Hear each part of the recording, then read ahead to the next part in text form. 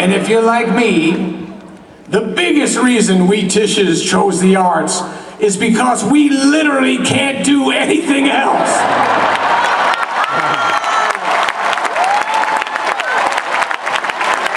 What was I gonna do, become an investment banker? I can't even find my wallet 3 times a week. Become a heart surgeon? I can't even watch my dog throw up without throwing up. Become a lawyer? I can't even win an argument with my 13-year-old daughter. It's cold outside, sweetie. Maybe you should bring a sweatshirt. No. Okay, don't bring a sweatshirt. We cannot have a normal job. We don't do normal. Because we Tishies are not normal. We are the creative types.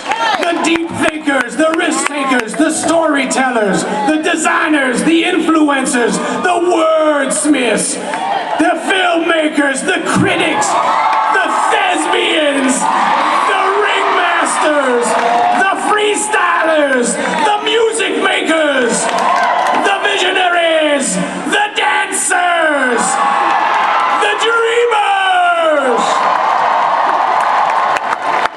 It's what we're good at. It's what you worked hard at this amazing school to get good at. Yeah. Now I look out in this crowd and I see a whole lot of future Emmy, Bessie, Tony, Spirit, Golden Joystick, Grammy, BAFTA, Oscar winners like many of their Tishy predecessors have earned before them. I also see a couple of grads here today following my path and becoming a fellow 5-time Razzie Award winner.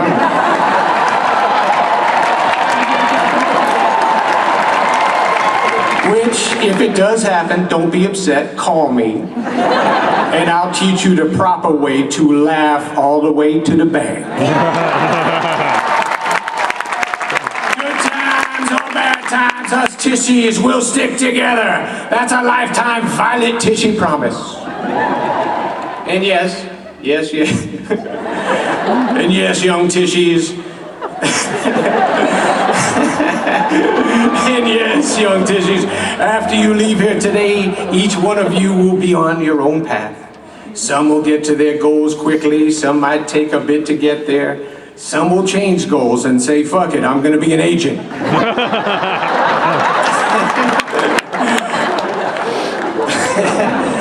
But you all will figure it out. You got time. It's okay if the next few years are a little messy for you. You got 67 years of life left. Damn, you dance majors probably got another 120 years with how much you exercise. I like that opening number, by the way.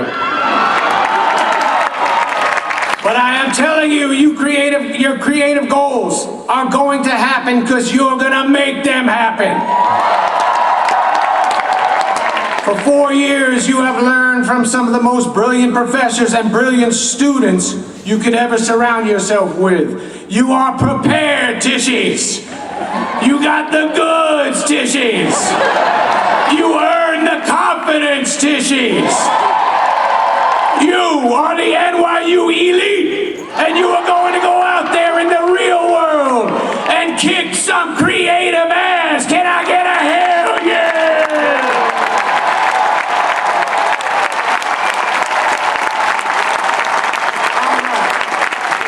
All right now, Tishies. Okay, right now I need all the graduates out there to cover their ears because I want to talk to your parents. It's privately between me and you folks, so please, fingers in the ear holes. I don't want you to hear any of this. This is a little thing between us and Mom and Dad. Okay. Parents, listen to me. You guys really messed up. You might be supporting these kids for a very long time. They are not leaving. They are not leaving the nest anytime soon.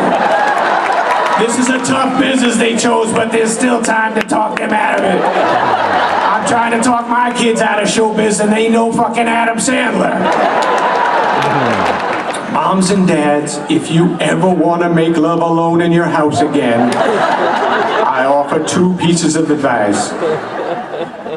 Somehow, number 1, somehow slip your kid's headshot to Mr. Martin Scorsese before the event ends.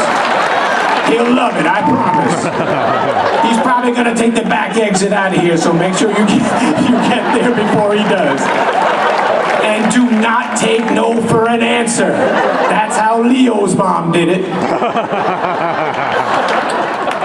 Second piece of advice. Parents, sell your house and move while your kids are out waiting tables or auditioning. You can send them a touching video to them on Instagram of you saying goodbye. Steal one of those Stanislavski books out of Junior's bedroom and learn how to fake cry to really sell it. Then send them letters with no return address. Just stay in contact, but that is it. If they make it big, then you can visit their mansion and reconnect. You do not owe them anything more. NYU tuition was insane enough for you guys. Your parental obligations have been fulfilled. Okay, graduates. Okay, fingers out, you can listen. You can uncover your ears. I was just telling your parents how talented I think you all are. And I think Martin Scorsese sees it too. And if he doesn't, well then he's not a true Tishy, is he? I'm kidding. Leave Marty alone. He is the best. By the way, thank you, Marty, for that donation, the building, and all that you guys have done for the school. That's pretty damn awesome. Thank you. And congratulations to your daughter. Okay, all right. So I'm gonna lose the goofy voice for a second, and I'm gonna be serious, as serious as I can get. I do want to say, I'm so happy to be part of this. I don't know why I'm getting emotional, but I'll try not to. So this school did so much for my life and my memories of NYU. I know, am I like really crying like a baby? My memories of NYU are so special to me, and I'm sure they'll be really special to you guys. I just remember all the Brittany dorm hangs, all the Weinstein breakfasts, the Reuben hamburgers, the Cozy Soupenberger hamburgers, the Silver Spurs hamburgers, all the hamburgers I remember. The Hayden Hall summers I would have, the acting classes at Strasbourg, where so many teachers and my classmates made me feel safe trying something I never thought I could do, have real feelings on a stage, which I'm having right now. The history classes, the comedy classes I took here, the movement classes, the dance classes that you know I sucked at. Liz Suedo's class, David Gideon's class, Hope Arthur's class, Jeffrey Horn's class. Yeah, Jeffrey was a great teacher, and he was very kind. He was kind enough to play the part of the older gentleman in Big Daddy with me that stole Christy Swanson from me, even though he had saggy testicles. Only in the movie. Sorry back there. Sorry. So the daily NYU routine, I just miss it. I miss it so much, and you guys, you're gonna miss this so much. It's the best of the best. A school in the city, it doesn't get any cooler than that. But on top of the education that I got here, top of the education this institution gave me, the best thing I got out of school here was honestly my friends. And so I got just so many great friends from this school, lifetime friends. And this is the true story. I'll tell you, my first day, I was moving into the Brittany dorm. And I was in there with my mom and dad, and we were decorating the room, you know, putting the posters up, and I was setting up my shampoo in the bathroom like it was a big deal. And shampoo there and conditioner over there. And I plugged in my fan. I thought that was a big deal. And I was just doing whatever you do on your first day in your dorm, right? Then my first roommate walks in. His name was Tim Hurley. And his dad was with him. He was great. His mom was great. And he was there to study business. And I told him, I think I want to be a stand-up comedian. So anyways, Tim goes home that weekend. It's our first weekend in New York City, and this guy goes home. And, I think he was actually going to church that Sunday with his family. They lived in Poughkeepsie. So anyways, Sunday night, he comes back and he hands me a yellow piece of paper. And I say, what's this? And he said, oh, I thought you told me you wanted to be a stand-up comedian, so I wrote you some jokes. I swear to God, it's the truth. And to be honest with you, I didn't have any jokes. I wanted to be a stand-up comedian, but I didn't know how to write. I didn't even know you had to write.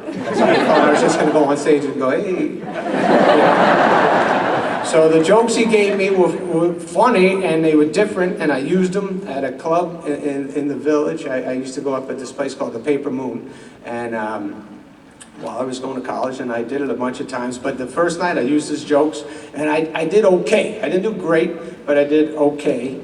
Okay enough that I kind of got addicted to doing stand-up, and fortunately my roommate Tim got addicted to writing jokes, and we just kept writing and writing, and we continued to work together. And we continue to work together today, and we wrote Billy Madison together, and Happy Gilmore. We literally wrote like 30 movies together, and he's a great guy, and he'll always be one of my closest friends. I love him, and I got NYU to thank for that. So, and Tim's son actually just graduated here 3 years ago. That's right, he's on Saturday Night Live now, and I couldn't be a bigger fan of that kid, and please don't destroy. Those guys are doing awesome.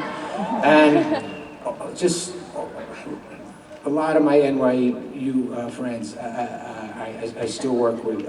They direct my movies, some edit my movies, some produce my movies, some act in my movies, some market my movies, some just come out on the movie sets and hang out with me, and we laugh and we talk about the old NYU days when we were youngsters like you guys, ready to go after it. And just don't forget these days, you won't. But don't forget the friends you made here. You guys always look out for each other, and you won't regret that, okay? All right, so that's the end of the sweet part of this speech. But yeah, you guys, you know that. You'll stay tight. Okay, so I really do want to say congratulations to the parents out there for real. For your babies grew up, and way to go. And way to support them, and you'll always continue supporting them because you love them so much like us parents do. Way to go, parents out there.